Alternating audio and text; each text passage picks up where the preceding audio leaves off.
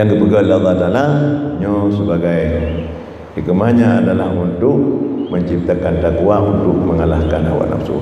Teman saya yang wajib puasa. Yang wajib puasa urang pertama Islam. Kafir hana wajib. Arti hana wajib, hana jut dah tuntut, hanjit dah sitai. Hanjit dah cok tindakan dia kena yo. Daripada gedang ke ilmu, menepung gedang bagasi yang pui ke hana ke puasa. Ya, pedang berjalan dah pun main belasah sama mana. Karena kesalahan. Nya hanjit ya. Karena ini hana berlaku hukum Islam ini dunia. Man berlaku hukum Islam dan hukum tengok di akhirat. Di akhirat hana semaya, hana puasa tetap mengikap masalah kakum fi sakar.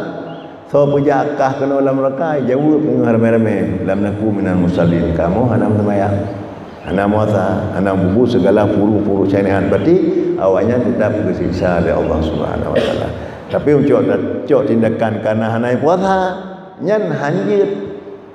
Mengkecuali tak cok tindakan karena dipegat pelanggaran di dalam kampung katanya kadi pajuh makanan itu di luar dalam bulan puasa di ke orang yang puasa yang kena ketentuan hukum adat kampung le katanya cok hoi le kecil umum gedrok umum belasang semana itu pada mau Islam kedua balik anemi ana wajib puasa lagi yang cik kebancaran arahkan baju-baju dia katanya beritian cik puasa tak latih dan titikan orang dengan lo ada ubu-ubu ni ada ubu-ubu lo ni dah yang pernah kelatih le urusi le abi bahaya tu puasa kau lo le puasa pun kau lo ni kan hari tu puasa kau lo puasa 12 yang dalam 12 kau buka le ya ni ada ubu karya macam tu ada latih betul tu pergi yang menurut mampu ini hanya wajib puasa cuman tergantung kepada katanya cara untuk mendidik anaknya untuk berpuasa bina mampu.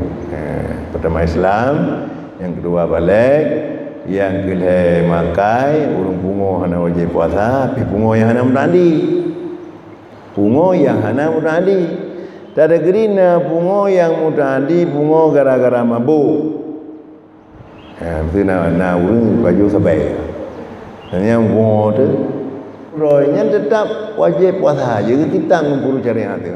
Nyan puasa wajib baji ke tisa tengok orang akhirat puasa wajib baji yang ni hotel itu malu yang herd dalu punya kana purmo dalam masa pungo. Onian pulau wajib pupu yang dilepugu pelanggaran dia nyan adalah kena hukum daripada Allah Subhanahu wa taala. Bahkan karena mabuk ni adalah mabuk tadi. Yang kebuat sanggup puasa